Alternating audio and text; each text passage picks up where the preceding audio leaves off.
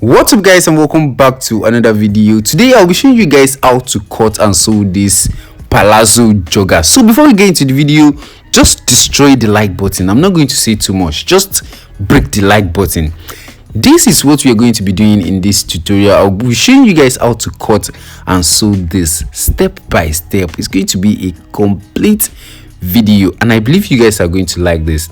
Currently I'm working on mass production of this outfit that you're looking at right now. I'm making like a lot of pieces of this for some brands like that, so I believe you guys might be interested. So I create a course. In the course I'll be showing you how much you're going to spend in order to make 100 pieces of this, and inside the course I'm going to be sharing with you the number of where I get the fabric, where I get the material in bulk, where I get all of these press button, where I get the rope and everything you're going to need in order to make a mass production of these joggers in bulk. I'll be sharing all of this information with you. I'll be giving you the contact of each of the person that sell this thing in mass, like the fabric, the press button, and also the joggers. So this is what the result is going to look like after wearing it.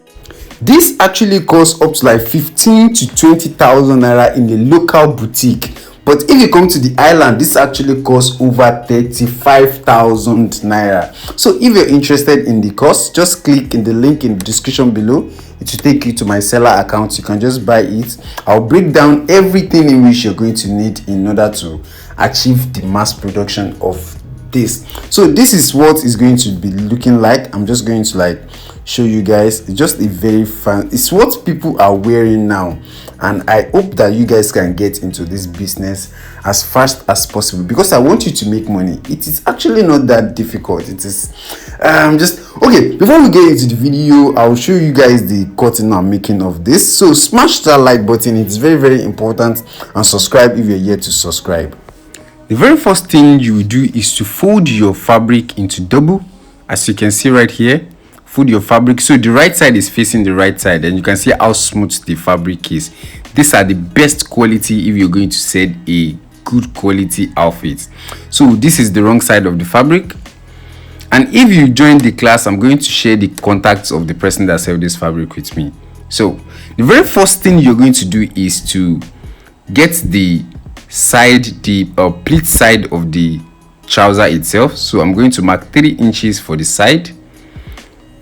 After folding, is going to be at 1.5 inches, right? That's where the button, the opening is. So that's the very first thing you're going to do, which is going to be 3 inches. I'm going to mark 3 inches at the top part, and I'm going to mark 3 inches at this place also. You can see it's going to be for the pleats, so don't forget about that. So I will simply connect that all the way down. You can see I'll simply connect that all the way down. So after that, the next thing you want to do now is your waist measurement. Your waist on this one, you don't have to cuff the side, just leave it straight like that. We are working with joggers, you don't have to be too fitted or too slim. So our waist measurements, our waist is 30 inches. So you're going to divide your 30 into 4 places. However, if you're working with a mass production, there are mass production measurements. Inside the class, I will also share with you different measurements you can use, different mass production measurements. So here, you just have to fold it together, calculate. So here we have 7.5 inches for our waist measurement. That's our 30 divided by 4, which gives us 7.5 inches. So now, because we are working with a joggers, I'm going to add an extra 1.5 inches to that because it doesn't have to be too tight. So at the waist, I'll be having 9 inches. I believe you guys understand that. I add an extra 1.5 to that, to my crotch depth. I'll be making that 10 inches. Remember, we did the waist 9 inches. To that 9 inches, I'll be adding an extra 1 inch to that, which will make it 10. That will be my crotch depth. Don't forget that, because it is a jogger, so it has to be big enough. So I did the same measurement on the waist on that place also, and here I'll be adding an extra 2.5 to the front, which is going to be our lap measurement, or you can simply just place your lap measurement at this area, but the maximum you're going to be needing is 2.5 inches. So I'm just going to place my 2.5 inches right here. You can see what I have. So that's 2.5 inches, and I'm going to connect the lines together. If you're enjoying this video so far, make sure you click that like button, and if you're yet to subscribe to this channel, this is an amazing channel you're going to love to come back every time. So subscribe and turn on the bell notification to get notified. So after cuffing it, just leave it like that. You don't have to make any slant on the waist like normal trouser, right? So just leave it like that. The next thing we are going to do now is from our waist area, we are going to get our knee circumference, right? So from our waist to our knee is 22 if you're working for an adult. So I mark 22, that's from my waist to my knee. So my knee circumference now, so it's 16 inches. But because it has to be big, right? We are working with a jogger. So I'll be adding an extra 2 inches to that, making 20 inches. That will be, instead of 8 inches, it's now going to be 10 inches circumference, which will make it a total of 20 inches, right? So I'm going to also connect that together. I hope you guys understand what I did. The knee circumference is 16, but because you're working with the joggers, we make it 20. That's why 20 divided by 2, which make it 10. That's very important. So the next thing is the length. So our length is 40 inches, but I'll be adding an extra 2 inches for the sewing allowance and for the fold at the hem. The fold is just 1 inch, but we are going to weave it and we're going to cut it. So I add an extra 2 inches, making it a total of 42. So I mark it at the leg area. So I'm just going to connect my length to make it long. I believe you guys are hearing me clearly. If you can hear me and you can understand what I'm saying, drop a comment below and let me know. So let me move the camera. So now at the leg part, now remaining the M, like the M circumference, that's the leg circumference. So on our leg circumference is going to be 16 inches.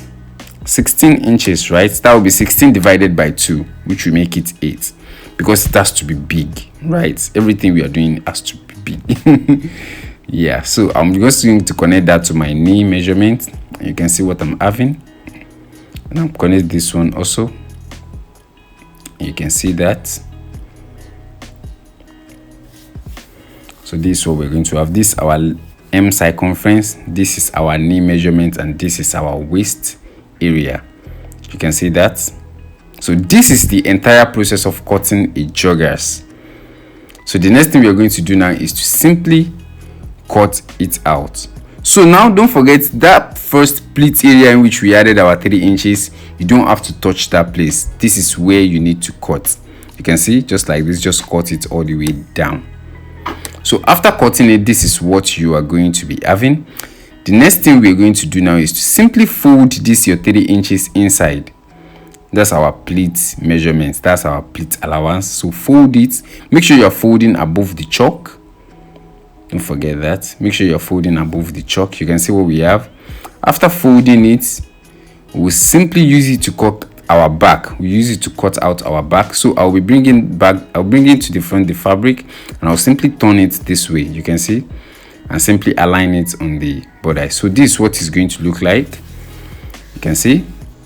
So at the leg area, this is our crotch. Most people use this crotch over flap, like a zip flap on a joggers, but on this video we are not going to be using a zip flap on a joggers. It's going to be a straight joggers. So I'm just going to simply cut this out, right? I'll just cut it out. Then I'm going to trim this side, take this to the upper part, you can see here, and I'm just going to trim that side and make it straight. So after trimming that side, I'll simply lift the trouser and leave a space at the crotch area all the way to the leg. I'll be adding an extra 2.5 inches to that back side. Make sure your 2.5 inches is correct and it's accurate. Add an extra 2.5 inches here. 2.5, you can see that.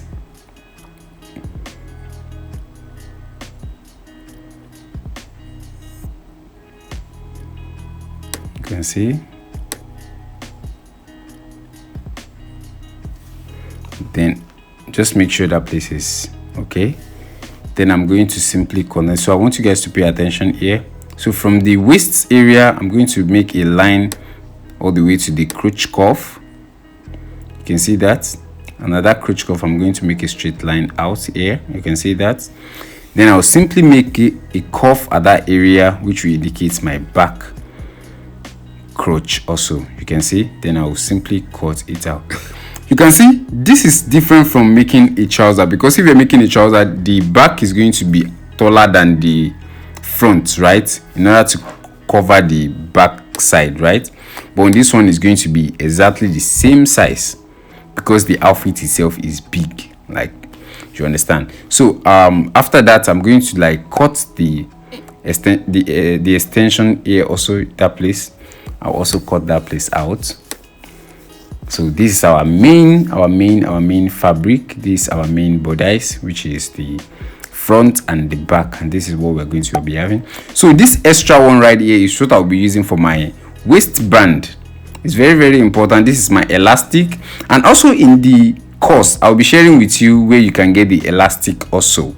So I'm going to fold this together. It's 5 inches by wideness, and after stitching I'll be having 2 inches opening. So I'll still be trimming out the half of an inch, and this is my elastic. You can see here it's a large elastic for joggers mainly. You can see what we are having. It's a 2 inches elastic, right? So after that, the next thing we're going to do now is to cut out the pocket. So to cut out the pocket, I already cut this out, and I cut a height of 10 inches height and 8 inches wideness, depending on your own. You can do any other design, but this is going to be a basic 4-corner design. You see that? And I'll simply fold the edge for my pocket mouth. That will be the pocket opening. I said pocket mouth. It's actually a pocket mouth. So I'm just going to open that place up, and the pocket mouth has to be as open as 7 inches, because so that your hand will be able to like go inside. So 7 inches, make sure that place is as wide as 7 inches. And I'm going to simply iron that edge. So after ironing it, I'll be able to cut it out. You can do any design with your pockets if you're working with this. This is not like a basic pocket. So you can make your own cuff, you can make your own round, you can do any design. You can even do cargo pocket on it. But on this one, I just want a very simple pocket design because it looks a lot mature. So I'm just going to trim out this edge. You can see. And after trimming out this edge, all you have to do now is to stitch the edge of the pocket itself. You can see you're going to stitch the edge, and you're going to fold each of the sides. After stitching, you're going to fold the side, you're going to fold the down part, and you're going to fold this side also, except for the top part. So this is what you're going to have after folding. You can see this is what you are going to be having. So the next thing we're going to do now is to start our sewing.